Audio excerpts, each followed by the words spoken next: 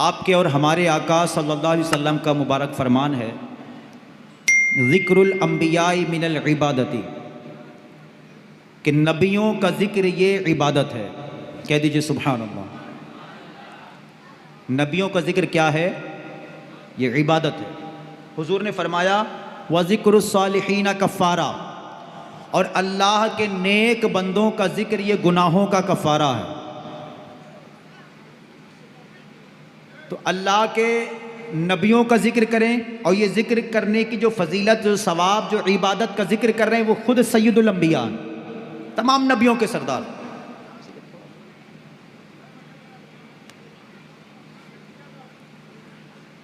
تو یہ بہترین عبادت، یہ بات آپ کے نبی نے فرمائی کہ نبیوں کا ذکر عبادت ہے، اور یہ حضور خود فرما رہے ہیں۔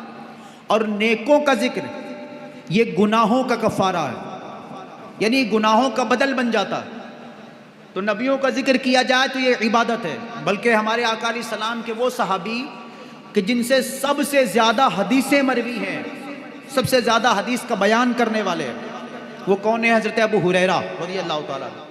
یہ بلی والے صحابی، یہ بلی پالے تھے، تو انہیں ابو ہریرہ حضور فرماتے ہیں، ان کو کنیت تھی، یعنی بلی والے، تو ان کا نام ہی یہ تھا، اسی سے مشہور ہیں۔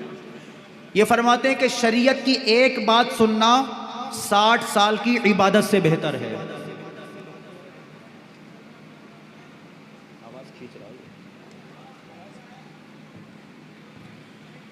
تو شریعت کی ایک بات سننا 60 سال کی عبادت سے بہتر ہے۔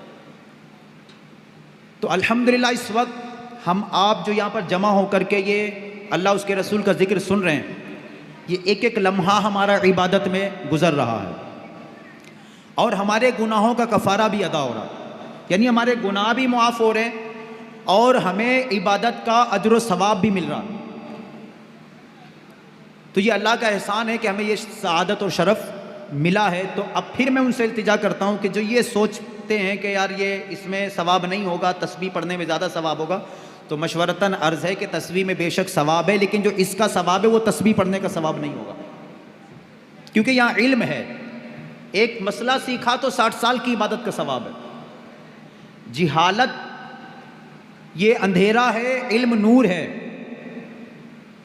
حضور نے فرمایا العلم نور، العلم نور، یعنی علم نور ہے۔ تو علم یہ روشنی ہے جو بندے کو جہالتوں کے اندھیروں سے نکال کر اللہ کی معرفت، اس کے حبیب کا پیار، اس کے حبیب کے مقام و مرتبے کو سمجھنے کی صلاحیتیں عطا کرتا، فکر آخرت کا جذبہ پا لیتا، اور اس کا ذہن واقعی وہی ہو جاتا ہے جو اسلام و شریعت تقاضا کرتے ہیں۔ تو علم کے بغیر یہ ممکن نہیں۔ تو اللہ ہمیں توفیق دے کہ ہم جو کھڑے ہیں اسلامی بھائی، وہ بھی بیٹھ کے اس اجتماع میں شرکت کی سعادت پالیں، اور جو اسلامی بھائی پرسنل عبادت میں مصروف ہیں وہ بھی اس میں شرکت کی سعادت پالیں۔ انشاءاللہ اس اجتماع میں ہم صلاۃ و تسبیح بھی ادا کریں گے جماعت کے ساتھ، وہ ذکر کریں گے جو ہمارے سلسلہ قادریہ میں، یعنی ہمارے غوث پاک کے سلسلے میں باقاعدہ ہمارے آقا غوث پاک اپنے مریدین کے ساتھ مل کے وہ ذکر کیا کرتے تھے۔ اس ذکر سے اپنے دل کی صفائی بھی کریں گے انشاءاللہ عز و جل۔ پیارے پیارے اور محترم اسلامی بھائیوں، آج کی مبارک رات شب برات، ہو سکتا ہے آپ نے اس سے پہلے بیان میں اس کی اہمیت سنی ہو، اس کی فضیلت سنی ہو، کہ اللہ تعالیٰ کی رحمتیں آج صدا لگاتی ہیں کہ ہے کوئی بخشش کا طلبگار کہ اسے بخش دیا جائے۔ تو یہ آج توبہ کی رات، بخشش مانگنے کی رات، نیکی کے راستے پہ چلنے کی دعا کرنے کی رات، اور اللہ عز و جل کی بارگاہ میں ایمان پر استقامت کی دعا کرنے کی رات ہے آج یہ مبارک رات۔ تو اللہ ہمیں اس رات کی قدر بھی نصیب فرمائے، اور بالکل ذہن بنا ہو کہ ہم پوری رات عبادت ہی میں گزارنی ہے انشاءاللہ، ہمیں اللہ توفیق دینے والا۔ پیارے پیارے آقا، مہکنے مہکانے والے مصطفیٰ، محبوب خدا، حبیب کبریا صلی اللہ علیہ وسلم کا فرمان معظم، جس کا مفہوم و خلاصہ ہے کہ جو شخص مجھ پر 10 مرتبہ صبح 10 مرتبہ شام درود پاک پڑھے تو اسے قیامت کے دن میری شفاعت پہنچ کر رہے گی۔ ایک مرتبہ جھوم کر اپنے انگوٹھوں کو چوم کر درود پاک پڑھیے، اللہم صلی وسلم وبارک علی سیدنا و مولانا محمد النبی الامی الحبیب العالی القدر العظیم الجاہ وعلی آلہ وصحبہ وسلم صلاۃ و سلام علیک یا رسول اللہ صلی اللہ علیہ وسلم۔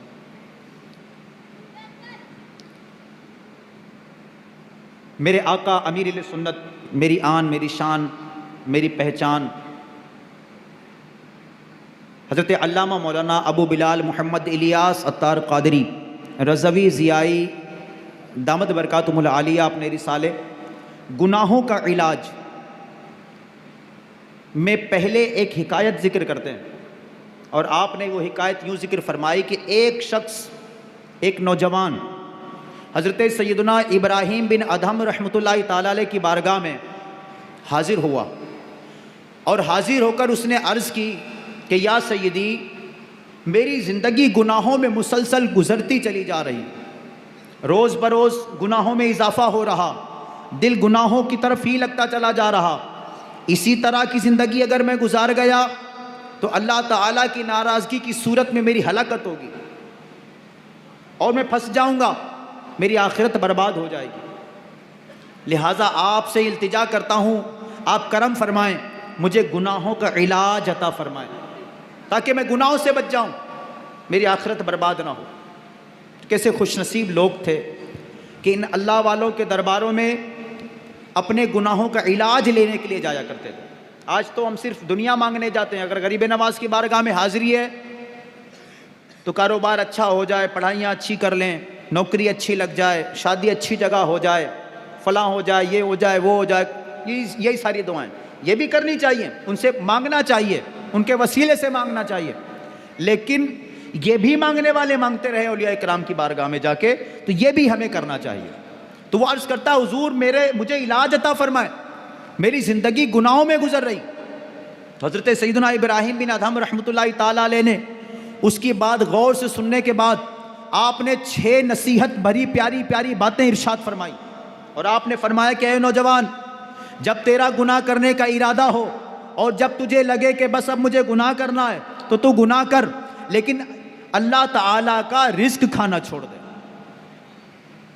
اب یہ ذہن بنا کے واقعہ سنیے گا کہ گویا ہم بھی حضرت ابراہیم بن ادہم رحمۃ اللہ تعالی کی بارگاہ میں حاضر ہیں، اور ہم بھی نیک بننے کے ارادے سے، گناہوں سے بچنے کے ارادے سے ان سے عرض کر رہے ہیں، اور حضور ہمیں نصیحتیں فرما رہے ہیں، یہ نصیحتیں ہمیں کی جا رہی ہیں۔ تو حضرت ابراہیم بن ادہم رحمۃ اللہ تعالی علیہ نے فرمایا کہ اے شخص، جب تیرا گناہ کا ارادہ ہو تو گناہ کر، لیکن جب تو گناہ کرنے لگے، جب تجھے گناہ کرنا ہو تو اللہ تعالیٰ کا رزق کھانا چھوڑ دے۔ وہ نوجوان کہتا حضور یہ کیسے ہو سکتا ہے کہ میں اللہ کا رزق نہ کھاؤں تو کس کا کھاؤں؟ ساری مخلوق اسی کا رزق کھاتی ہے۔ اللہ پاک پارہ 12 کی پہلی آیت مبارکہ کے اندر فرماتا ہے وَمَا مِن دَابَّةٍ فِي الْأَرْضِ إِلَّا عَلَى اللَّهِ رِزْقُهَا، اور زمین پر ایسا کوئی نہیں کہ جس کے رزق کا ذمہ اللہ کے ذمہ کرم پر نہ ہو۔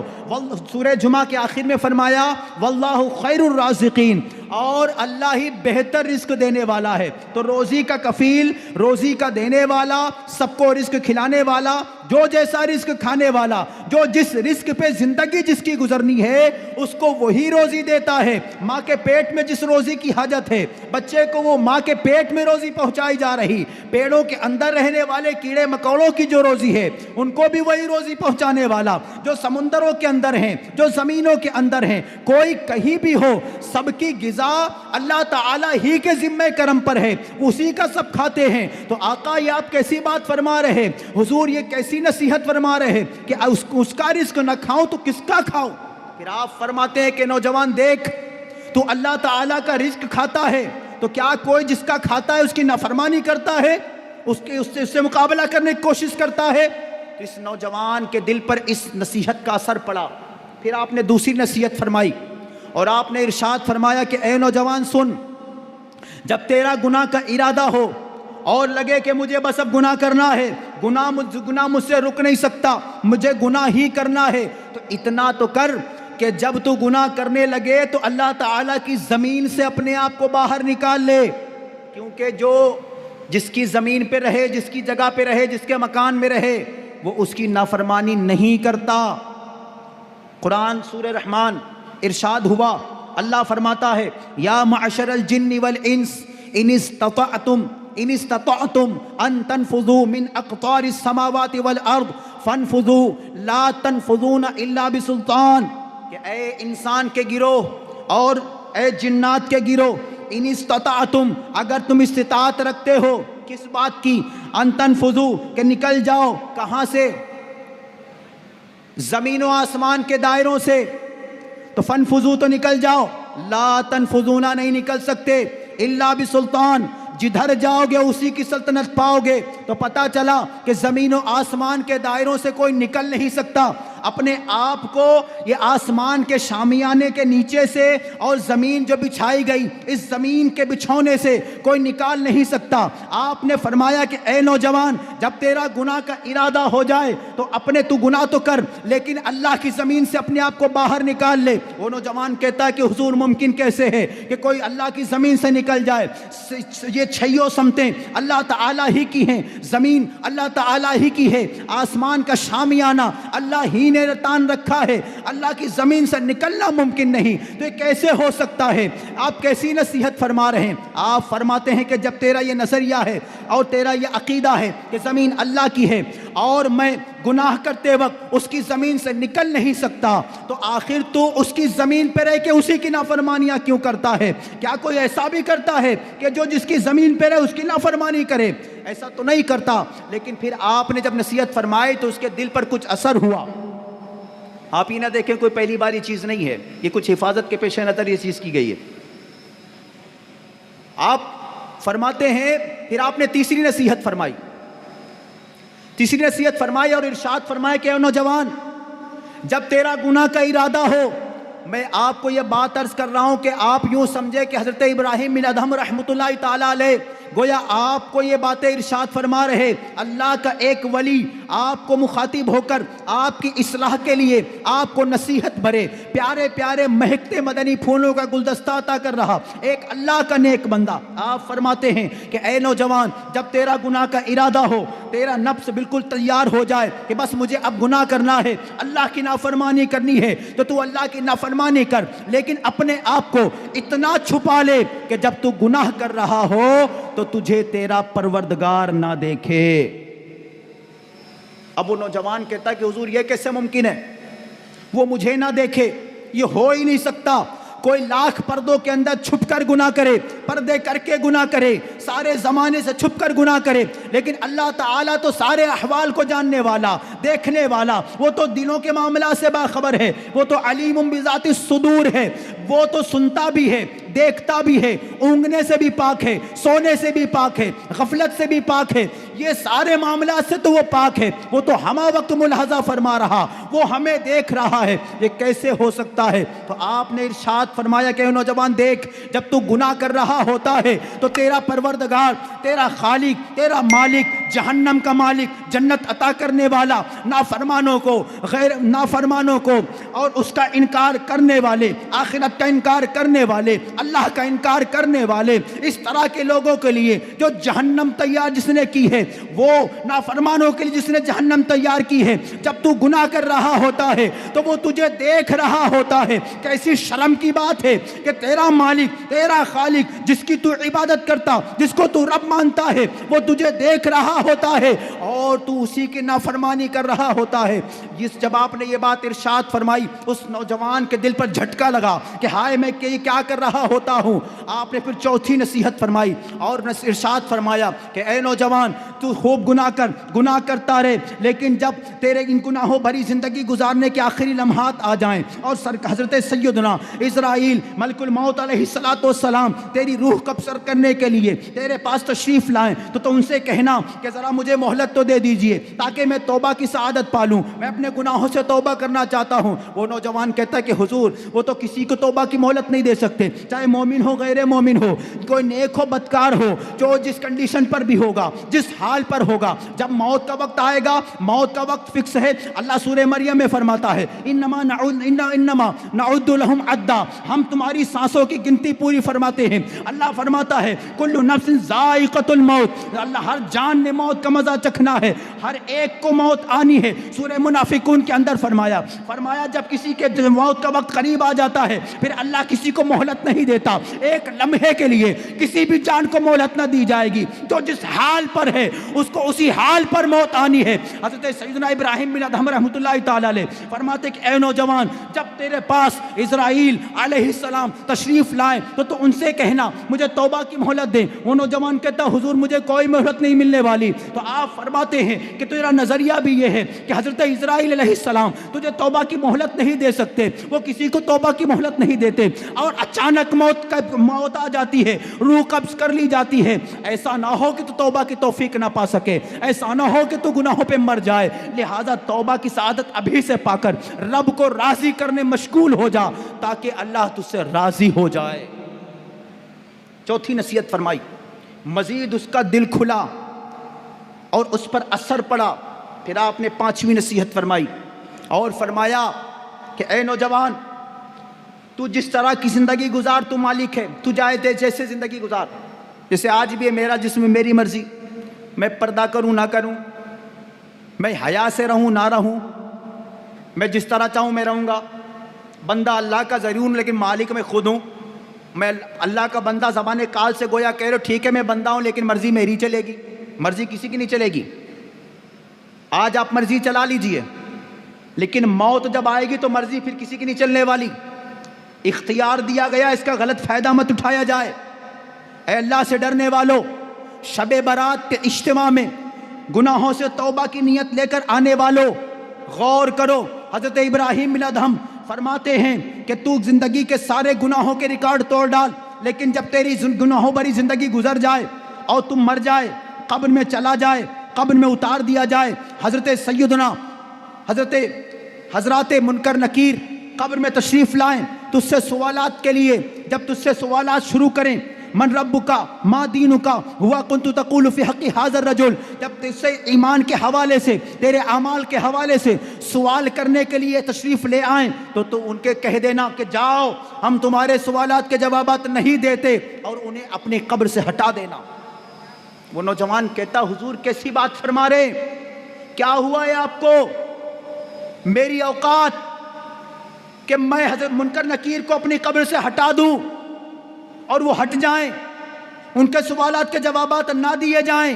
وہاں تو مومن ہو غیر مومن ہر ایک نے سوال ہونے ہیں، نیکو پرہیزگار یا بدکار ہر ایک نے ایمان کا امتحان دینا ہے، وہ تو سوالات ضرور کریں گے۔ قبر کے سوالات تو حق ہیں، حضور فرماتے عذاب القبر حق، کہ قبر کا عذاب حق ہے۔ منکر نکیر کے بارے میں بخاری شریف کے اندر کتاب الجنائز کے اندر حدیث پاک موجود، حضور علیہ السلام نے تو یہاں تک فرما دیا کہ جب بندے کو قبر میں رکھا جاتا ہے اور اس کے دفنانے والے، اس کے رشتہ دار، دوست و احباب واپس جانے لگتے ہیں تو مردہ بیٹھ کر ان کے جوتوں کی آوازیں سن رہا ہوتا ہے۔ یہ سننے کی صلاحیت ہے کہ زمین کے اندر رہنے والا مردہ قبر کے زمین کے اوپر رہنے والوں کے جوتوں کی آوازیں سنتا ہے۔ آپ کو یہ بات سمجھ نہیں آتی، آپ کے دماغ کے اندر یہ بات نہیں جاتی کہ احساس کرنے کی طاقت بڑھ جاتی ہے، محسوس کرنے کی طاقت بڑھ جاتی ہے، عقل کے معاملات بڑھا دیے جاتے ہیں۔ یہ عذاب و ثواب کا جو سلسلہ ہونا ہے، یہ نہ سوچے کہ جسم مردہ ہو گیا، بظاہر مردہ ہو گیا لیکن روح لوٹائی جائے گی۔ اب جیسے ہی جاتے ہیں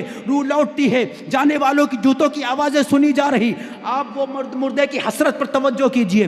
اب منکر نکیر کی آمد ہوگی، کون ہٹائے گا انہیں اپنی قبر سے؟ کون نجات پائے گا قبر کے سوالات سے؟ کون چھٹکارا پائے گا یہ منکر نکیر کی آمد سے؟ کوئی چھٹکارا نہیں پا سکتا۔ حضرت ابراہیم بن ادہم رحمۃ اللہ تعالی علیہ ارشاد فرماتے ہٹا دینا، وہ کہتا نہیں ممکن ہے، ان کے سوالات کے جوابات تو دیے ہی جائیں گے، اس کے بغیر چارہ نہیں، اس کے بغیر گزارا نہیں، وہ تو جوابات ضرور دینے ہیں۔ حضرت ابراہیم بن ادہم فرماتے نوجوان دیکھ تو صحیح، تو قبر سے منکر نکیر کو ہٹا نہیں سکتا، تیرے تجھ سے سوالات کیے جائیں تو سوالات سے اپنے کو بچا نہیں سکتا، جوابات دینے ہی ہوں گے، یہ کیسے ممکن ہے؟ تو ابھی سے اس قبر کی تیاری کر، منکر نکیر کی آمد سے پہلے ان کے سوالات کی تیاری شروع کر دے۔ حضرت سیدنا ابراہیم بن ادہم کے اس مدنی پھول پر مزید کچھ اس کے دل پر اثر پڑا۔ آپ نے چھٹی اور آخری نصیحت فرمائی اور ارشاد فرمایا کہ اے نوجوان، تو گناہ کر، جتنے جی میں آئے گناہ کر، جس قدر چاہے گناہ کر، لیکن کل قیامت کے دن رب جب جلال فرمائے،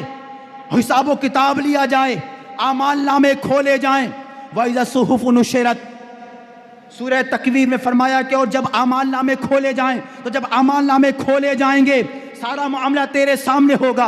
वमन यअमल मिस्काल ज़र्रतिन खैरन यरा वमन यअमल मिस्काल ज़र्रतिन शर्रन यरा, जो ज़र्रा बराबर भलाई करेगा, नेकी करेगा, वो भी सामने होगा। जो ज़र्रा बराबर बुराई करेगा, बदी करेगा, वो भी उसके सामने होगा। ये सब कुछ तो सामने किया जाएगा। हुज़ूर अलैहिस्सलाम ने इरशाद फरमाया, यौमइज़िन तुहद्दिसु अख़बारहा, ज़मीन क़यामत के दिन अपने ख़ज़ाने खोल देगी, ख़बरें बयान कर देगी। अख़बारहा, ये ख़बरें बयान करेगी। हुज़ूर ने सहाबा के मजमे में इरशाद फरमाया था, सहाबा जानते हो कौन सी ख़बरें होंगी? हमारे आका अलैहिस्सलाम ने अर्ज़ की, हमारे आका से अर्ज़ की गई, अल्लाह व रसूल बेहतर जानते हैं। हुज़ूर ने फरमाया, ये ज़मीन के जिस हिस्से पर आज तुम बुराई कर रहे, ज़मीन के जिस हिस्से पर आज तुम गुनाह कर रहे, वो ज़मीन का हिस्सा कल तुम्हारे बारे में गवाही दे रहा होगा। तो प्यारे और मोहतरम इस्लामी भाइयों, अल्लाह की बारगाह में हाजिर किया जाएगा। हज़रत इब्राहीम बिन अदहम फरमाते हैं, क़यामत के दिन जब रब जलाल फरमाए तेरा हिसाब लिया जाए और तेरे बदआमालियों की वजह से, नाफरमानियों की वजह से, तेरे गुनाहों की वजह से जब तुझे फरिश्ते जहन्नम का हुक्म सुना दें और तुझे जहन्नम की तरफ लेके घसीट के जा रहे हों, तो उनसे अपने को छुड़ा के उनसे कह देना कि जाओ, हम जहन्नम में नहीं जाते, जहन्नम नहीं जाते। हज़रत इब्राहीम बिन अदहम रहमतुल्लाहि तआला जब ये बात इरशाद फरमाई, नौजवान सर पकड़ के बैठ गया, कहने लगा, हुजूर मेरी औकात, मेरी मजाल कि क़यामत के दिन जब रब जलाल फरमाए, जब अंबिया अलैहिमुस्सलातु सलाम इज़हबू इला गैरि नफ्सी नफ्सी की सदाएं बुलंद कर रहे हो, आमाल नामे खोले जाएं, जब किसी को मजाल ना हो कि अल्लाह की बारगाह में सिफारिश करने पहुंचे, जब सब बेपर्दा हों, सारे मामलात हों, तो मैं फरिश्तों से यह कह दूँ, जब मेरे बारे में हुक्म हो जाए उन मासूम फरिश्तों से जो रब की नाफरमानी नहीं करते, वो फरिश्ते कैसे मुमकिन है? तो आप फरमाते हो, नौजवान तवज्जो कर, गौर कर, तू अल्लाह ताला से अपने को छुपा नहीं सकता, उसकी रोजी खाए बगैर गुजारा कर नहीं सकता, उसकी जमीन से बाहर निकल नहीं सकता, तौबा की मोहलत पा नहीं सकता, कब्र में मुनकर नकीर को हटा नहीं सकता, और क़यामत में जहन्नम का हुक्म हो जाए तो जहन्नम से बचा नहीं सकता। तो अभी से तौबा कर, रब की इबादतें कर, उसको राजी कर, झुक जा उसकी बारगाह में, माफी मांग ले रब से, उसकी बारगाह में तौबा कर, अकलना छोड़ दे, तकब्बुर करना छोड़ दे, गुनाह करना छोड़ दे। वो तव्वाब है, वो तौबा कबूल करेगा, वो मुआफ कर देगा। सच्ची तौबा कर ले और तेरी तौबा भी कबूल फरमा लेगा। जब ये बातें आपने इरशाद फरमाई, उस नौजवान के दिल पर गहरा असर पड़ा। उसी वक्त आपकी ज़बान मुबारक से निकले अल्फाज तासीर के तीर की तरह पेवस्त हो गए, दिल की दुनिया बदल गई, तौबा की सआदत पाई और अपनी ज़िंदगी अल्लाह ताला और उसके रसूल सल्लल्लाहु अलैहि वसल्लम की रज़ा के कामों में गुजारने मसरूफ़ हुआ। अल्लाह अज़्ज़ व जल की हज़रत सैयदना इब्राहीम बिन अदहम रहमतुल्लाहि ताला अलैह की रहमत हो और इनके सदक़े हमारी बेहिसाब मग़फ़िरत हो। प्यारे और मोहतरम इस्लामी भाई, ये 6 नसीहत भरी बातों से हम सबक लें। हम भी अल्लाह ताला की ज़मीन पे रहते हैं, हम ज़मीन से निकल नहीं सकते, कोई कुछ भी करे इस ज़मीन पर। ये ज़मीन के हिस्से क़यामत के दिन गवाहियाँ देंगे, खबरें बयान करेगी। ये ज़मीन के हिस्से हदीस के मज़मून के मुताबिक एक ज़मीन का हिस्सा दूसरे ज़मीन के हिस्से से कहता है, क्या कोई तुझ पर आज अल्लाह का जिक्र करने वाला गुजरा?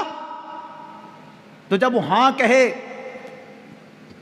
तो अपने ऊपर फ़ख्र कहता है और कहता कि हमारे ऊपर तो कोई नहीं गुजरा, हमारे ऊपर तो फला बदकार गुजरा, उसने हम पर गुनाह किया, हम पर रब की नाफरमानी की, और ये गवाही दे क़यामत के दिन। तो आज जिस तरह से भी हम जो चाहे करें, अल्लाह की ज़मीन पर हैं, याद रखें, अल्लाह की ज़मीन से निकल नहीं सकते, अपने आप को इस ज़मीन से निकाल नहीं सकते। ए गुनाह करने वालों गौर करो, अल्लाह ताला की नाफरमानियां करने वालों गौर करो, अल्लाह की ज़मीन पे रहते हो, किस बात का इंतज़ार कर चले हम? नमाजों से कब तक दूर रहेंगे? कब्रिस्तान जाके आए आज हम, इन कब्रों की ढेरों को ना देखा, कब्रों की ढेरियों को ना देखा, ان قبروں کی خاموشی سے دھوکہ مت کھائیے. یہ عالم برزخ کے معاملات ہیں, یہ پردے کے معاملات ہیں, جنات اور انسان سے چھپانے کے معاملات ہیں.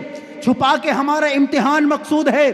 اللہ سورہ ملک میں فرماتا ہے الذی خلق الموت والحیات لیبلوکم ایکم احسن عملا, اور وہ جس نے زندگی اور موت پیدا کی. کیوں پیدا کی؟ تاکہ تمہاری جانچ ہو جائے کہ تم میں کس کا عمل اچھا ہے. تو خاموش قبروں سے دھوکہ نہ کھانا. نمازوں سے دور رہنے والوں, آج تم قبروں کی زیارت کر کے آئے. ہمارے آقا علیہ الصلوۃ والسلام نے پہلے قبروں کی زیارت سے روکا تھا, لیکن پھر سرکار نے ترغیب ارشاد فرمائی کہ قبروں کی زیارت کو جایا کرو. اس لیے جایا کرو کیونکہ ان کو دیکھ کر عبرت حاصل ہوتی ہے, عبرت حاصل ہوتی ہے. تو خاموش قبروں سے دھوکہ نہ کھائیں. ان قبروں کے اندر اگر کوئی, ہمارے آقا نے فرمایا نا, حدیث پاک سنیں, سرکار نے فرمایا انما القبر روضۃ من ریاض الجنہ, قبر یا تو جنت کے باغوں میں سے ایک باغ ہے, او حفرۃ من نار, یا جہنم کے گڑھے میں سے گڑھا ہے. قبر جنت کا باغ بھی ہے, قبر جہنم کا گڑھا بھی ہے. یہ قبر یکساں نظر آنے والی, ان کو اندر سے یکساں نہ سمجھیے, اور یہ بھی نہ سوچ کر شیطان وسوسہ ڈالے کہ ہمیں قبر میں کچھ نظر نہیں آ رہا.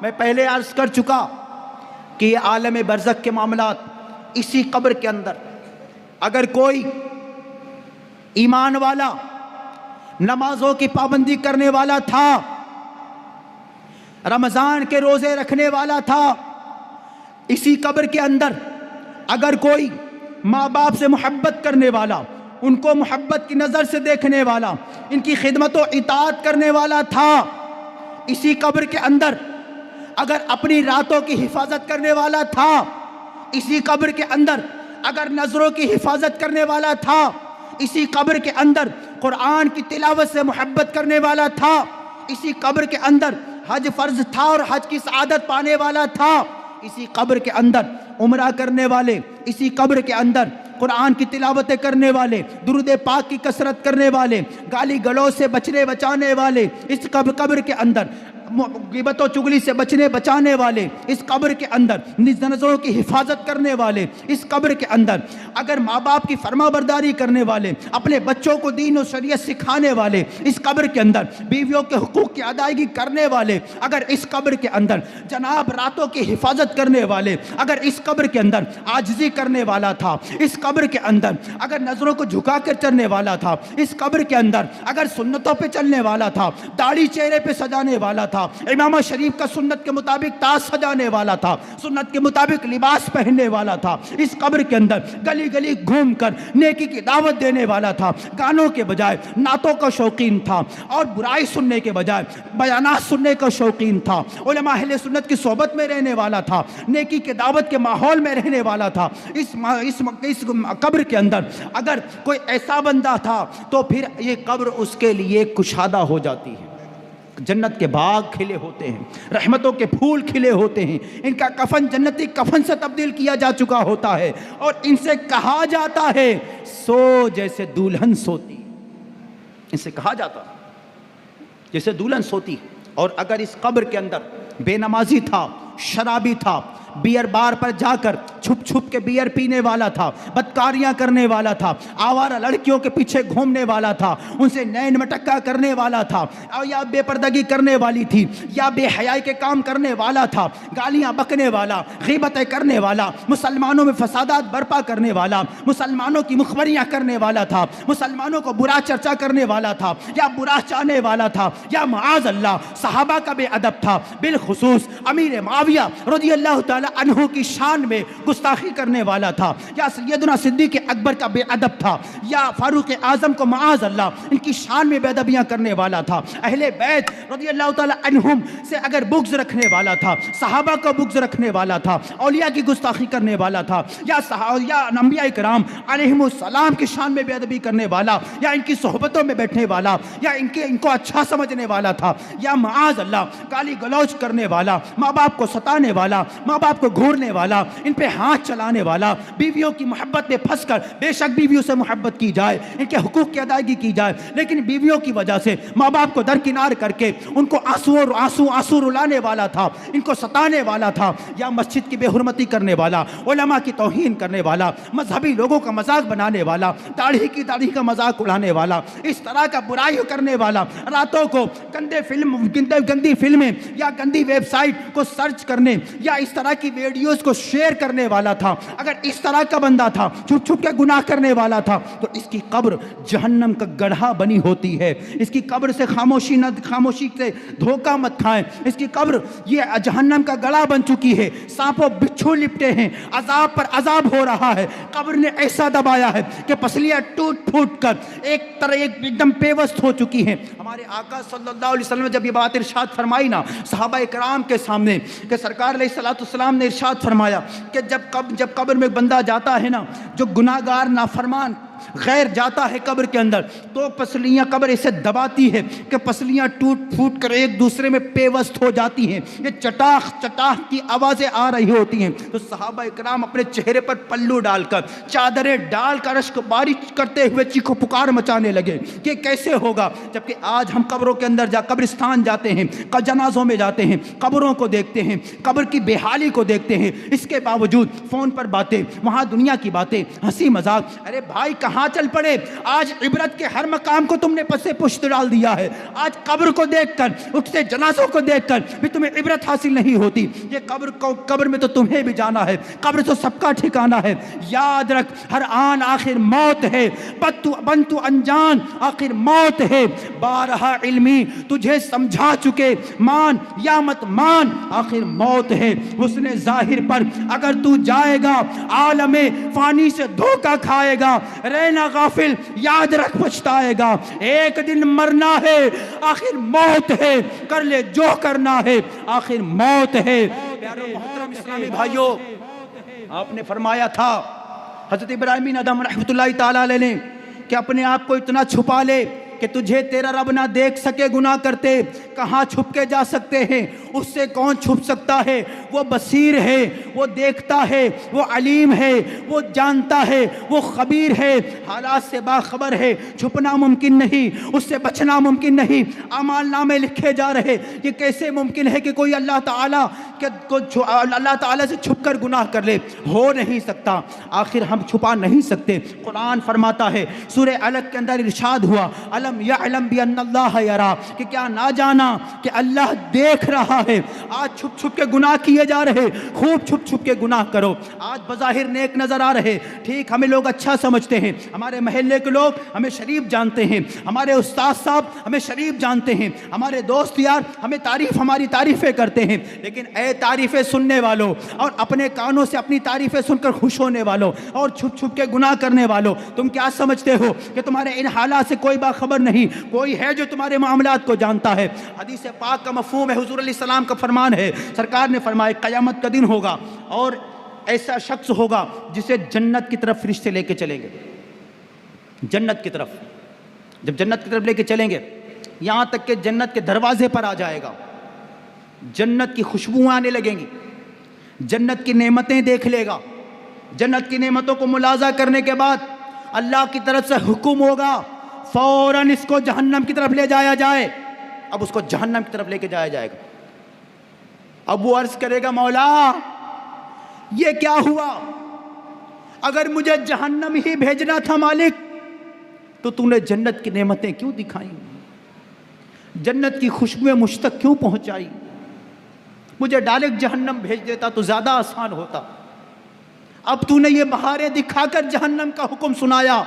اللہ تعالیٰ فرمائے گا، میرا ارادہ تمہارے ساتھ یہی تھا، لیکن تم لوگوں کے سامنے، حدیث کا خلاصہ عرض کر رہا کہ تم لوگوں کے سامنے تو نیکیاں کرتے، نیک نظر آتے، نیک بن کے رہتے، لیکن جب تم تنہائی میں ہوتے تھے تم مجھ سے مقابلہ کرتے تھے، میری نافرمانیاں کر کر تم مجھ سے مقابلہ کرتے تھے۔ لہٰذا آج تمہارا وہی ٹھکانہ، آج تمہاری جہنم میں مہمانی کی جائے گی، آج تمہیں جہنم کا پیپ پلایا جائے گا، آج تمہیں جہنم کے نچلے طبقے میں داخل کیا جائے گا۔ تم مجھ سے مقابلہ کرتے تھے، لوگوں کو سامنے اچھے بن کے آتے تھے۔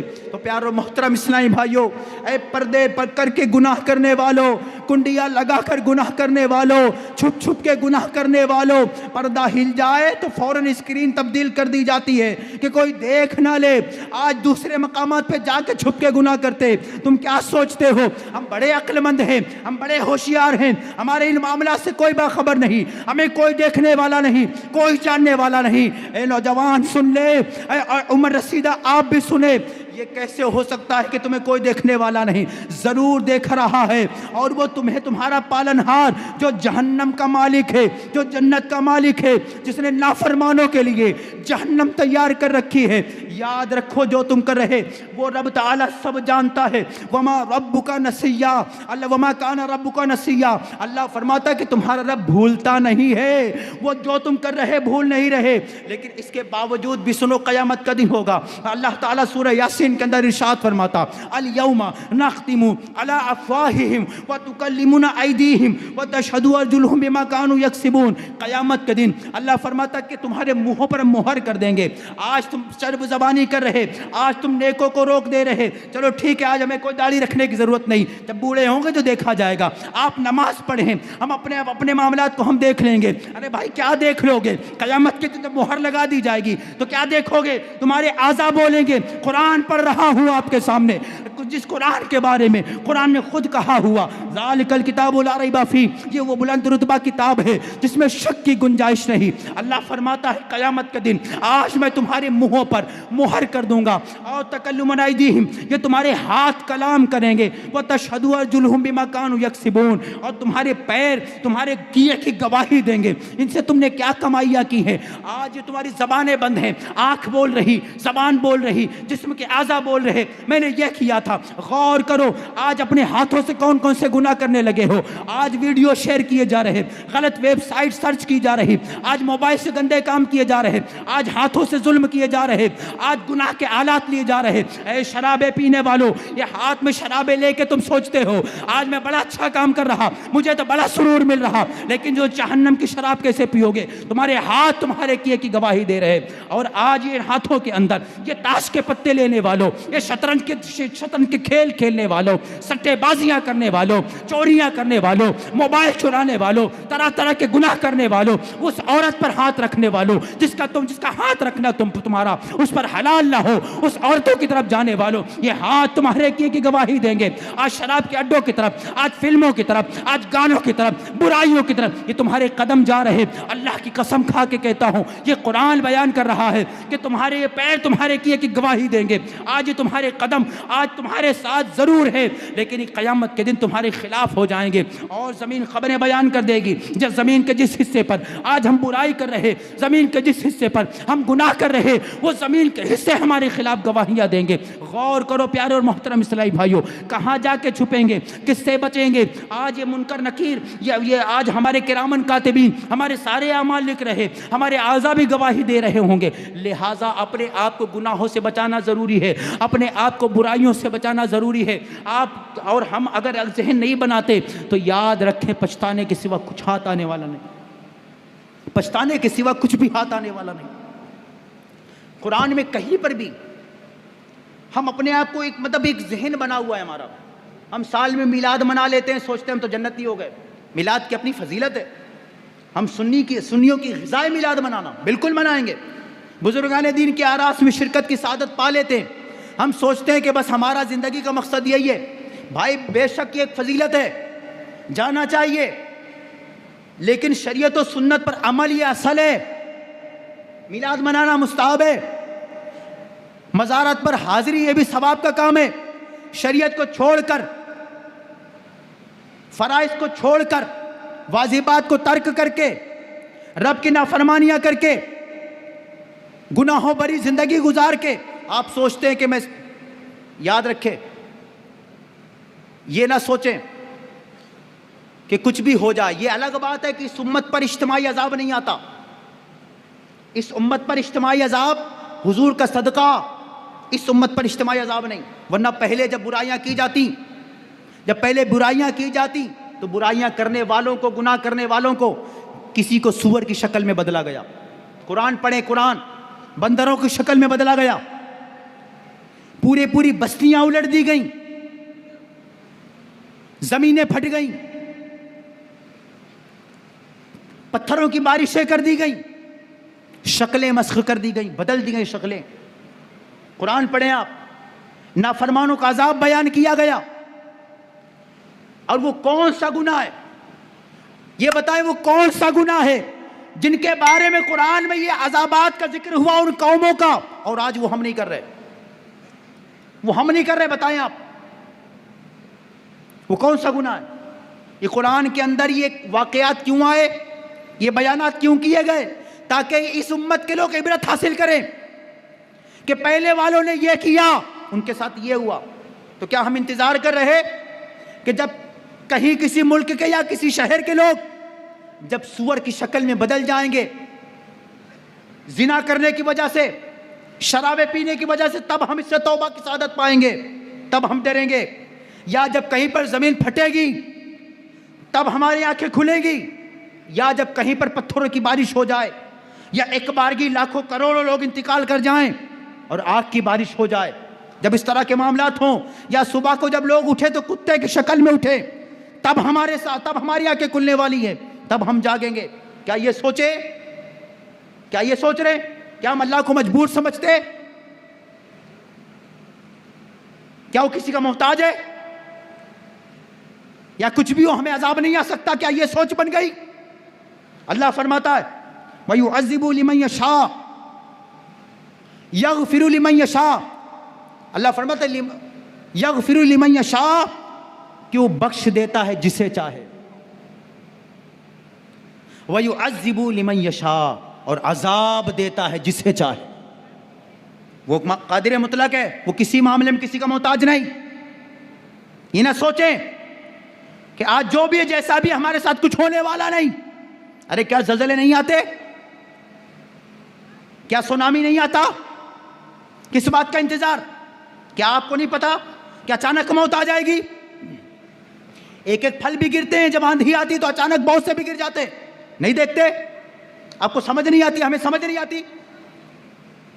شوگر شوٹ کرتے دیر نہیں لگتی، ہارٹ فیل ہوتے دیر نہیں لگتی، دماغ فیل ہو جاتے ہیں، کرنٹ لگ جاتے ہیں، ایکسیڈنٹ ہو جاتے ہیں، اچانک موت آ جاتی ہے، اچانک بندے چلے جاتے ہیں، نوجوان مر جاتا ہے. ہاں آپ کو سامنا نہیں ہوتا؟ کوئی اپنے بچے کے عقیقے کے لیے جانور لیے چلا رہا ہے، کوئی اپنے بچے کا جنازہ لیے چلا رہا ہے، دادا بیٹا پوتا مر گیا ہے. یہ سمجھ نہیں آتی؟ اچانک موتیں آ جاتی ہیں. کس بات کا انتظار ہے؟ ہمیں توبہ کرنا ہوگا، اللہ سے ڈرنا ہوگا. اور آج توبہ کی رات ہے. آج کی رات اعمال نامے تبدیل ہوتے ہیں، مرنے والوں کے نام لکھے جاتے ہیں. کس کو کتنی زندگی ملی ہے، کب مرے گا. غوث پاک فرماتے ہیں کہ لوگوں کے کفن دھل کے تیار ہوتے ہیں اور لوگ بازاروں میں گھوم رہے ہوتے ہیں، لوگوں کی قبریں خود کے تیار ہوتی ہیں اور لوگ عیش و عشرت میں مست ہوتے ہیں. یہ غوث پاک فرما رہے ہیں. کیسے ممکن ہے کہ موت سے ہم بچ سکیں؟ موت آئے گی، ضرور آئے گی. کون توبہ کرے گا، کون کیا کرے گا، کس حال پر مرے گا، کس کو خبر ہے؟ پیارو محترم اسلامی بھائیو، اس لیے ہمیں توبہ کی طرف آنی ہو. اور یاد رکھیں، پھر دوبارہ میں عرض کرتا ہوں، مرنا نیکوں کو بھی ہے، بد کو بھی ہے. لیکن قرآن نے، ہمارے آقا نے بے نمازیوں کی فضیلت نہیں بیان کی، بدکاروں شراب خوروں کی فضیلت نہیں بیان کی. اگر کسی کی شان و عظمت بیان کی قرآن نے جگہ جگہ اگر کسی کی فضیلت و شان بیان کی اور اجر عظیم یعنی بڑے ثواب کا وعدہ کیا قرآن نے، تو کس کے لیے کیا؟ سورہ فتح کے آخر میں جا کے فرمایا وعد اللہ الذین آمنوا وعملوا الصالحات منہم مغفرۃ واجرا عظیما. کون وہ لوگ جو ایمان لائے اور اچھے کام کیے، اللہ تعالیٰ انہیں بڑے ثواب کی خوشخبری سناتا. کس کے لیے؟ بولیں آپ کس کے لیے؟ نیکوں کے لیے. نیکوں کی پہچان قرآن نے بیان کی. نیک کون ہوتے ہیں؟ میں آپ کو بتاتا ہوں. قرآن پاک پڑھیں. اللہ پاک ارشاد فرماتا ہے ان المسلمین والمسلمات. نیک کون؟ وہ جو اسلام لائے، وہ اسلام لانے والے مرد، اسلام لانے والی عورتیں، والمؤمنین والمؤمنات، اور مومن مرد اور مومنہ عورتیں. آخر میں چل کے سب کی شان بیان ہو رہی ہے. قرآن باقاعدہ ان کا ذکر کر رہا نیکوں کا.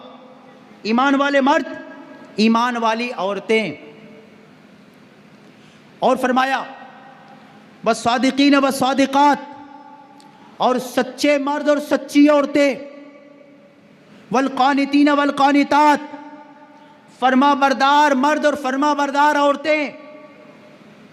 اور فرمائے والصابرین والصابرات، صبر کرنے والے مرد اور صبر کرنے والی عورتیں.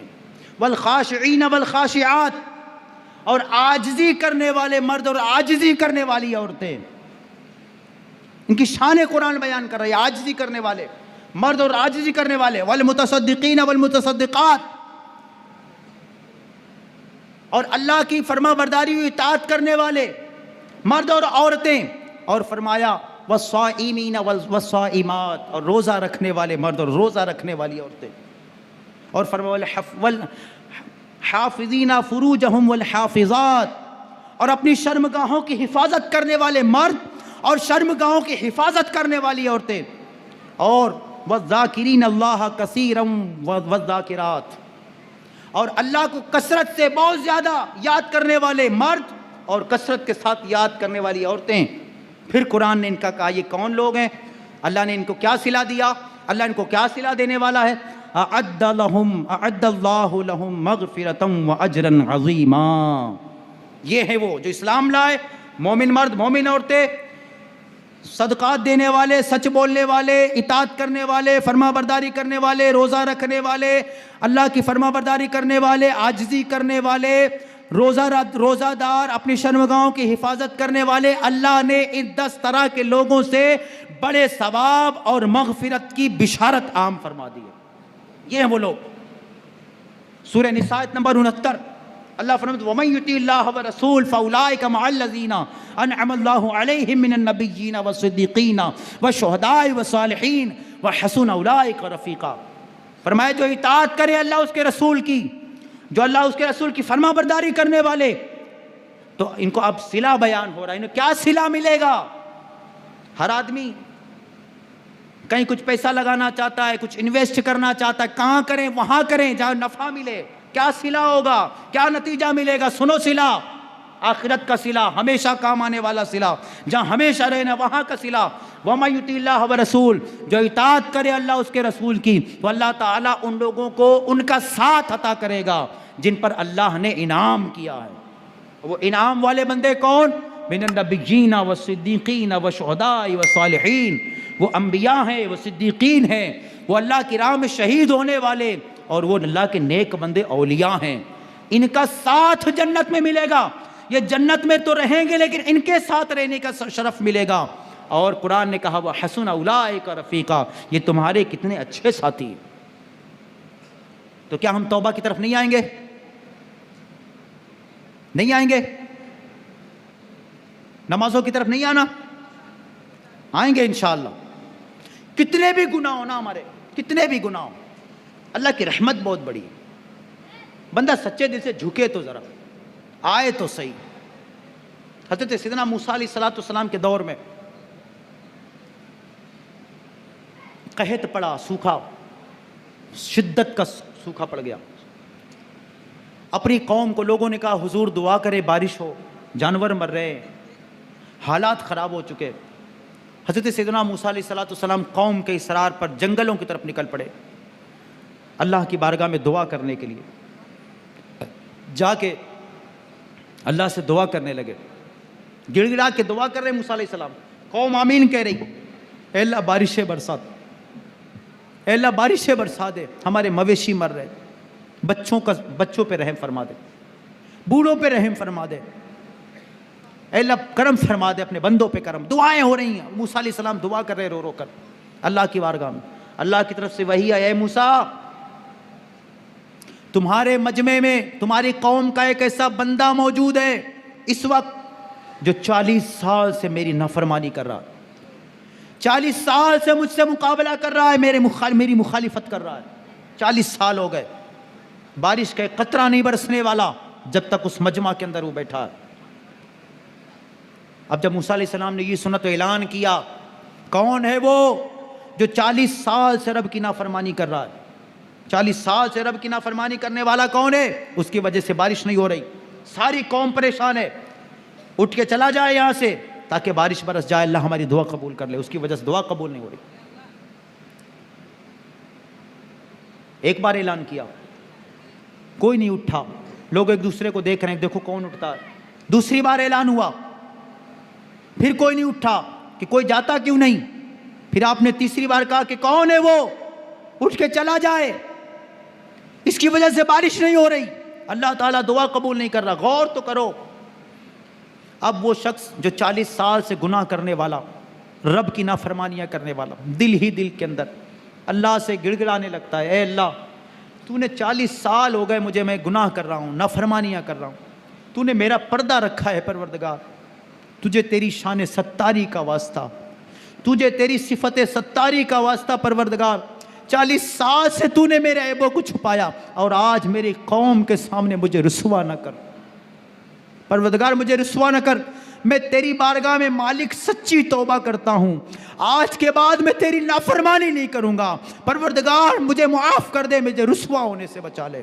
جب اس بندے نے دل ہی دل کے اندر اپنے پروردگار سے، اس خالق و مالک سے سچی توبہ کی، اللہ پاک نے فوراً بارش برسائی، فوراً بارش برسائی۔ موسیٰ علیہ السلام نے اللہ سے عرض کی، اے اللہ کوئی ابھی قوم سے میری اٹھ کے گیا ہے بھی نہیں اور تو نے بارشیں برسا دی ہیں، تو نے تو عرض فرمایا تھا مولا کہ کوئی نافرمان موجود ہے جس کی وجہ سے بارش نہیں ہوگی۔ اللہ نے ارشاد فرمایا موسیٰ اب اسی کی دعا کی وجہ سے ہی بارش ہو رہی ہے، اسی کی دعا کی وجہ سے بارش ہو رہی۔ تو اے اللہ مجھے اس بندے کی زیارت کرا دے، میں دیکھنا چاہتا ہوں کہ کون ہے وہ جس بندے کی دعا کی وجہ سے میری قوم پر بارش ہو رہی۔ اللہ تعالیٰ نے ارشاد فرمایا اے موسیٰ جب 40 سال سے وہ میری نافرمانیاں کر رہا تھا تب تو میں نے اس کے عیبوں کو نہیں کھولا ہے، جب آج وہ مجھ سے دوستی کر چکا، مجھ سے صلح کر چکا ہے تو میں کیسے اس کے عیبوں کو ظاہر کر دوں، کیسے اس کو رسوا کر لوں، میرا دوست بن چکا ہے۔ غور کرو پیارے محترم اسلام، ہم گناہ کرتے ہیں، ہم نافرمانیاں کرتے ہیں، ہم آنکھوں سے گناہ کرتے ہیں، لیکن پروردگار کا کتنا کرم و احسان ہے، کتنا کرم ہے کہ ہماری آنکھیں ہمارے پاس ہیں، آنکھوں کا نور ہم سے نہیں گیا، زبان سے کیا کچھ نہیں کرتے پھر بھی ہم گونگے نہیں ہوتے، ہاتھ پیر ہمارے سلامت ہیں، محفوظ ہیں، ہمارے پاؤں محفوظ ہیں، پیٹ میں جو جا رہا ہے کیسا جا رہا ہے سب جانتے ہیں، کیا کر رہے ہیں، ہمارے جسم کہاں جا رہے ہیں، ہم کہاں اپنے جسموں کو لے کے جا رہے ہیں، پیروں کو کہاں لے کے جا رہے ہیں، لیکن سب کچھ محفوظ۔ یہ اس کی کرم نوازی ہے، اس کی عطا ہے۔ اللہ فرماتا ہے قُلْ يَا عِبَادِيَ الَّذِينَ أَسْرَفُوا عَلَىٰ أَنفُسِهِمْ لَا تَقْنَطُوا مِن رَحْمَةِ اللَّهِ إِنَّ اللَّهَ يَغْفِرُ الذُّنُوبَ جَمِيعًا إِنَّهُ هُوَ الْغَفُورُ الرَّحِيمُ۔ سورہ زمر میں فرمایا قُلْ يَا عِبَادِيَ الَّذِينَ أَسْرَفُوا عَلَىٰ أَنفُسِهِمْ، اے میرے محبوب آپ کہو اپنے بندوں سے، آپ کہو ان بندوں سے کہ وہ لوگ جنہوں نے اپنی جانوں پر زیادتی کی اللہ کی رحمت سے مایوس نہ ہو، لا تقنطوا من رحمت اللہ، اللہ کی رحمت سے مایوس نہ ہو، بے شک وہ تمام گناہ بخش دیتا ہے، بے شک وہی ہے بخشنے والا مہربان۔ اللہ نے عام اعلان کر دیا، ہے کوئی توبہ کرنے والا آج اس کی رحمت صدا لگا رہی، ہے کوئی گناہوں سے بچنے والا سچے دل سے توبہ کر لے کہ اس کی توبہ قبول کر لی جائے، ہے کوئی نیکی کا راستہ اختیار کرنے والا اور اس کی اللہ سے دعا مانگ لے میں اس کی دعا قبول کر لوں تاکہ وہ نیکی کے راستے پر آ جائے، اسے نیکیوں کی توفیق مل جائے، ہے کوئی؟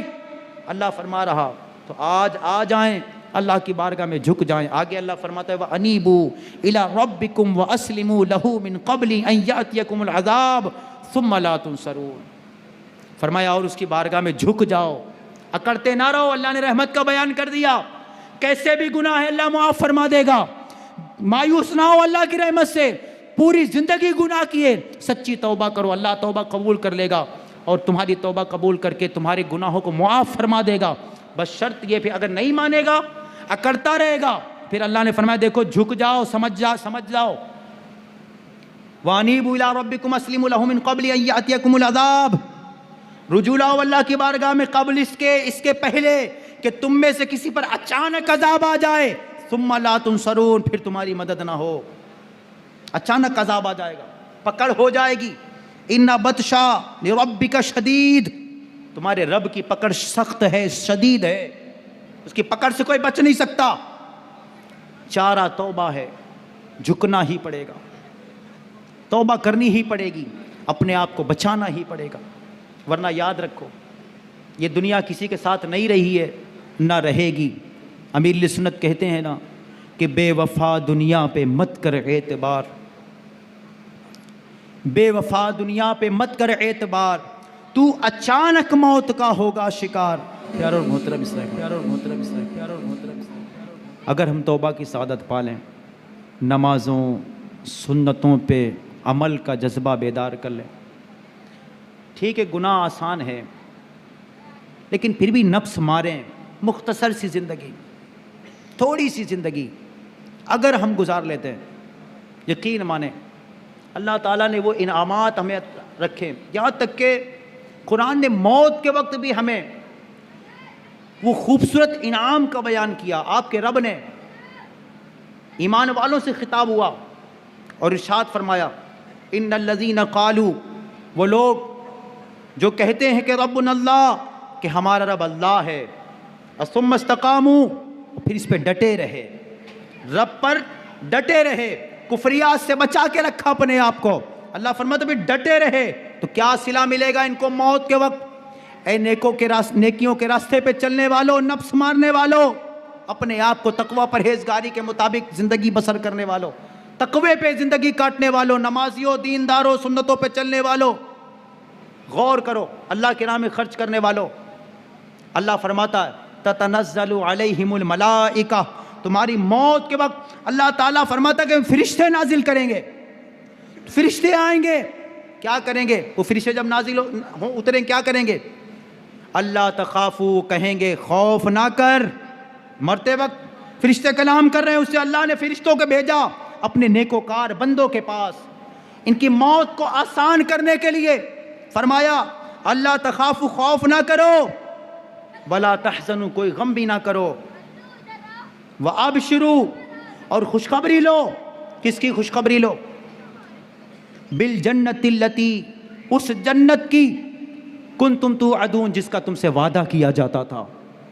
یا ایتھا النفس المطمئنہ موت کے وقت کہا جاتا ہے فرشتے کہتے ہیں قرآن کہتا ہے اے مطمئن جان اے نفس مطمئنہ جس کا نفس اس کو نیکیوں کی ترغیب دیتا رہا جس کا نفس اس کو برائیوں کے خلاف لے جاتا رہا تقوی کی طرف لے جاتا رہا جس کا نفس گناہوں سے بچانے میں اس کی مدد کرتا رہا اس اطمینان والی جان اس نفس مطمئنہ سے قرآن خطاب کر رہا یا ایتھا النفس المطمئنہ اے نفس مطمئنہ ارجعی الی ربک راضیۃ مرضیہ لوٹ آ اپنے رب کی طرف راضی راضی وہ تجھ سے راضی تو اس سے راضی فادخلی فی عبادی وادخلی جنتی فادخلی فی عبادی داخل ہو جا میرے بندوں میں.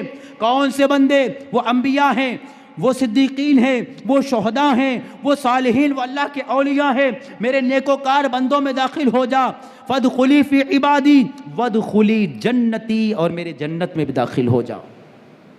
یہ نمازیوں کے لیے داڑھی رکھنے والوں کے لیے مدنی قافلوں میں سفر کرنے والوں کے لیے سنت اعتکاف کرنے والوں کے لیے اپنے مال کی زکوٰۃ دینے والوں کے لیے نیکی کی دعوت دینے والوں کے لیے سنتوں کے مطابق لباس پہننے والوں کے لیے نیکوکاری کی زندگی گزارنے والوں کے لیے. آج یہ گلی گلی نیکی کی دعوت دینے والے قرآن پڑھانے والے مسجدوں میں امامت کرنے والے یہ اذانیں دینے والے آپ کیا سمجھتے ہیں ان کو صلہ اللہ بیان فرما رہا کہ ان کو وہ موت کے وقت بشارتیں دی جا رہی ہوں گی خوشخبریاں سنائی جا رہی ہوں گی بلکہ قرآن قرآن پاک نے تو ان کے شان بیان کی. اللہ ارشاد فرماتا ہے قیامت کے دن بے شک ہولناکیوں کا دن ہے, بے شک 50,000 سالہ دن ہے, لیکن قرآن نے کہا ان المتقین فی مقام امین, کہ یہ متقین کہاں ہوں گے, یہ پرہیزگار کہاں ہوں گے؟ فرمایا یہ امن کی جگہ ہوں گے. کہ قرآن ارشاد فرماتا ہے ان اللہ یحب المتقین, بے شک اللہ متقیوں کو محبوب رکھتا ہے. فرمایا واللہ ولی المتقین, اللہ فرماتا ہے بے شک اللہ متقیوں کا دوست ہے.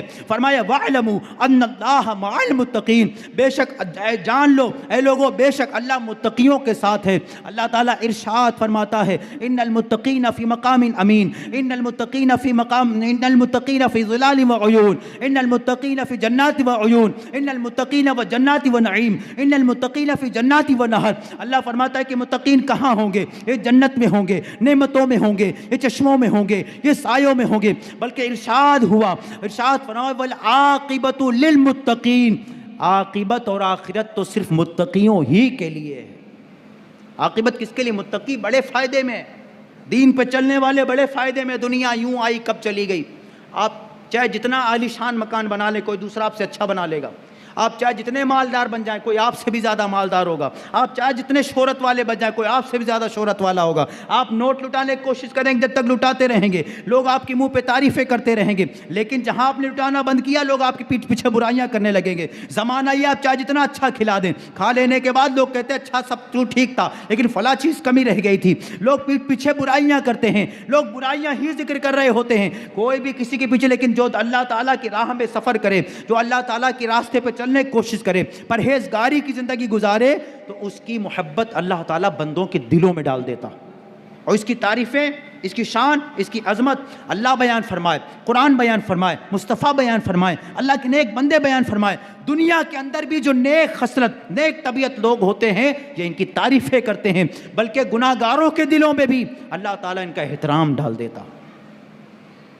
تو آج نیت کرنا انشاءاللہ کہ آج کے بعد ہماری کوئی نماز قضا نہیں ہوگی انشاءاللہ. ہاتھوں کو اٹھائیں, سچی نیت کیجیے گا. آپ کو مصطفیٰ دیکھ رہے ہیں, گنبد خضرا میں آرام فرمانے والے آقا, ہمارے آقا یہاں بھی تشریف لا سکتے ہیں, کوئی بڑی بات نہیں. نماز قضا نہیں کرنی انشاءاللہ. بالخصوص اپنے آپ کو سوشل میڈیا کے غلط استعمال سے بچائیں, موبائل کے غلط استعمال سے بچائیں. میرے نگران شورا تو فرماتے ہیں نا مولانا عمران اتاری صاحب, ارشاد فرماتے ہیں کہ یہ موبائل ہے, یہ موبائل یہ اصل میں سانپ ہے, اور جو سپیرا نہ ہو اس کو سانپ رکھنا نقصان ہے. آپ کو اس کو قید کرنا نہیں آتا, اس کو مانوس کرنا نہیں آتا, یعنی یوں سمجھ لیں اپنی زبان میں اس کو ڈیل نہیں کر پاتے آپ, اس کو سیٹ نہیں کر پاتے آپ, تو آپ کو یہ سانپ ڈس لے گا, آپ مر سکتے ہیں. اور یہ مرنا وہ مرنا نہیں, موبائل یہ ایمان بھی برباد کر سکتا ہے. یہ موبائل آپ کو بد اخلاق بنا سکتا ہے, آپ کی آنکھوں کا نور چھین سکتا ہے, جو محبت و پیار والا نور ہے, جو عشق رسول والی روشنی آنکھوں میں ہے, یہ سب برباد ہو سکتا ہے. اس لیے سوشل میڈیا کے غلط استعمال, موبائل کے غلط استعمال سے بھی آپ کو آج توبہ کرنی ہے انشاءاللہ. بولیں انشاءاللہ. رمضان کے پورے روزے رکھنے ہیں, اپنے مالوں کی پوری زکوٰۃ دینی ہے, ماں باپ کی اطاعت و خدمت کریں گے انشاءاللہ, نیکی کی دعوت دیں گے, گناہوں سے بھرپور بچنے کی کوشش کریں گے. اس کے لیے دعوت اسلامی کا ماحول الحمدللہ بڑا خوبصورت مدنی ماحول. اس ماحول کے اندر نیکیاں کرنا آسان ہے, گناہوں سے بچنا بھی آسان ہے. ہم اس ماحول میں انشاءاللہ اپنے آپ کو گناہوں سے بچا لے جائیں گے. مدنی ماحول سے وابستہ رہیں. اور آپ کو ایک ساتھ التجا اور گزارش اور کروں گا. ابھی آپ نے دعوت اسلامی یہ ڈاکومنٹری دیکھی, آپ نے دعوت اسلامی انڈیا کی, یہ صرف اپنے ملک کی تھی. دعوت اسلامی انٹرنیشنل تحریک و تنظیم ہے, پوری دنیا کے اندر ہی خدمات اپنی انجام دے رہی ہے. تو دعوت اسلامی کو انشاءاللہ عز و جل آپ کو سپورٹ کرنا ہے, مدنی سپورٹ کرنا ہے, ہمارے جامعات کا سپورٹ کرنا ہے, ہمارے مدارس کا سپورٹ کرنا ہے, ہمارے دیگر جو بہت سارے کام ہیں ان کا سپورٹ کرنا ہے. یہ اربوں خربوں کا خرچ اپنی انڈیا کے اندر جو کیا جاتا ہے, آپ ابھی ترکی میں دیکھیں, سب سے پہلے دعوت اسلامی پہنچی, کروڑوں اربوں روپے کا خرچ کیا, یہ دعوت اسلامی نے کیا. انڈیا کے اندر کرونا کے وقت میں آپ کو یہ باتیں نہیں بتائی جاتی, جب اماموں کے پاس پیسے نہیں تھے, الحمدللہ مجھ فقیر نے بھی اور ہمارے بہت سارے مبلغین نے ان اماموں کو چپ چاپ جا کے 10,000 روپے دیے جہاں کوئی پہنچ نہیں سکتا تھا. ہماری دعوت اسلامی نے دی ہے. غریبوں کو ہم لوگوں نے خود باقاعدہ جا جا کے, جب لوگ ڈنڈے کھا رہے تھے کرونا پیریڈ کے اندر, ہم لوگ چپ چاپ جا جا کے راتوں کے اندر جا جا کے لوگوں کو کیش پیسہ دینے جاتے تھے. ہماری تحریک کام کرتی ہے, ہماری تحریک سماجی کام بھی کر رہے, ہماری تحریک پیڑ لگائے, ہماری تحریک وہ جنازے نہیں لاتی. کووڈ کے اندر جب اپنے بھائی کا کوئی جنازہ چھوڑنے کو تیار نہیں تھا, تب دعوت اسلامی والوں نے الحمدللہ یہ زوجل جنازے نہلائے, پڑھائے اور دفنائے ہیں. ہماری یہاں کی گورنمنٹ نے, ہمارے انڈیا کے جو مختلف صوبہ جو ہیں ہمارے اسٹیٹس کی گورنمنٹ نے ہمیں باقاعدہ اس پر تحریرات دی ہیں. ہمیں گورنمنٹ میں اس پر مطلب وہاں کے پرشاسن نے پیسہ پیش کیا, لیکن ہم نے نہیں لیا, اس لیے کہ ہم مسلمانوں کی خدمت ثواب کی نیت سے کرتے ہیں. یہ دعوت اسلامی آپ کی ہے. میت نہلا رہی ہے, غسل کرا رہی ہے, سکھا رہی ہے, ہر چیز بتا رہی ہے آپ کو. یہ دعوت اسلامی کام کر رہی ہے. آپ نے بہت کچھ دیکھا بھی ہے ابھی. تو آپ کا سپورٹ بھی چاہیے, ہمیں مالی سپورٹ چاہیے. آپ اپنے فطرہ, اپنی زکوٰۃ اور دیگر صدقات یہ دعوت اسلامی کو دیجیے گا انشاءاللہ عز و جل. اور دوسروں کو بھی اسٹال بھی ہمارا لگا, جو ابھی بھی زکوٰۃ ادا کرنا چاہے تو ہمارا مدنی احتیاط کا اسٹال لگا ہوا ہے, بینر لگا ہوا ہے, آپ وہاں رسید لے سکتے ہیں. رسید ہماری آن لائن ہوتی ہے. دعوت اسلامی کے نام پر اعلان سماعت فرما لیجئے, دعوت اسلامی بغیر رسید کے چندہ نہیں لیتی, ایک بات. اور دعوت اسلامی کی کوئی پیپر والی رسید نہیں, کوئی پرنٹ والی رسید نہیں ہے. ساری رسید دعوت اسلامی پوری دنیا کے اندر آن لائن ہوتی ہے. یہ آپ اچھی طرح سے ذہن میں بٹھا لیجئے. اللہ تعالی ہمیں عمل کی توفیق عطا فرمائے.